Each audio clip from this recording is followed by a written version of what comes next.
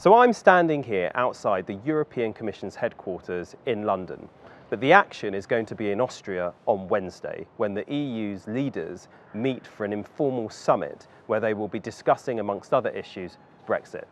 So in the lead-in to this important, albeit informal summit, I've spent the last week speaking to senior diplomats and ambassadors from a large number of EU countries to get their sense of where the Brexit negotiations are heading. We hear so much about the soap opera and the drama in the Tory party in the House of Commons. People forget that actually we're not negotiating with the likes of Boris Johnson and Jacob Rees-Mogg. We are a country negotiating with 27 others to get a really good deal for Britain. So here are a few thoughts on what they are telling me. First of all, there's absolutely no doubt that they have found there is a strength in them all speaking with one voice. So unlike the Conservative cabinet in this country, which says different things and can't agree with itself on what our Brexit position should be, the EU have found strength in them all saying the same thing. And that has meant that you cannot divide and rule the European Union's view on Brexit, but also they've been very careful to ensure they can't be accused of bullying Great Britain. And what's obvious from the polls in this country is that to the extent people hold anyone responsible for chaos on the UK side of the negotiating table, it is Her Majesty's government, not the EU. One of the most painful things to hear, as I was told by an EU ambassador, is that actually what this Brexit negotiation process is doing is exposing so many of our weaknesses as a country in respect of our position in the world.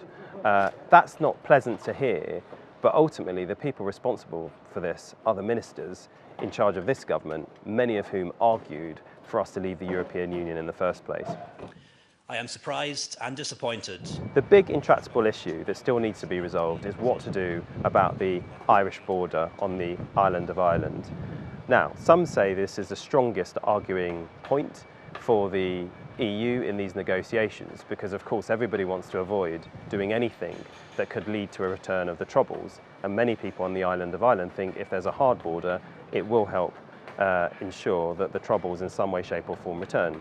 Others say it's a weak arguing point because, of course, if the EU doesn't budge from its positions and there's no deal, then inevitably it could lead to the erection of a hard border. The truth is you've got to look at this through the lens of Irish domestic politics.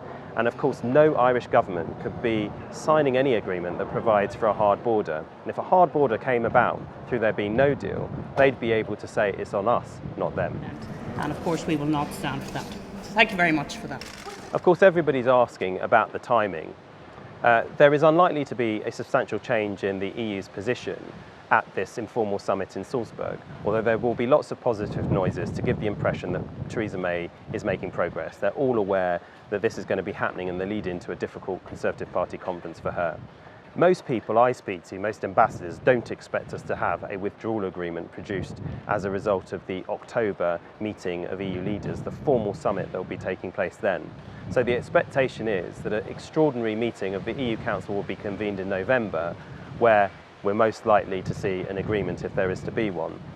The final thing they always say to me is, look, the door is always open. At the end of the day, what Britain chooses to do in this situation is an issue for the British people. But if we were to hold a people's vote on the Brexit deal and wanted to do something different, the door's always open for us to take a different course, and we would be granted an extension to the Article 50 process to allow our democratic procedures to be followed in this country. So there's nothing inevitable about Brexit.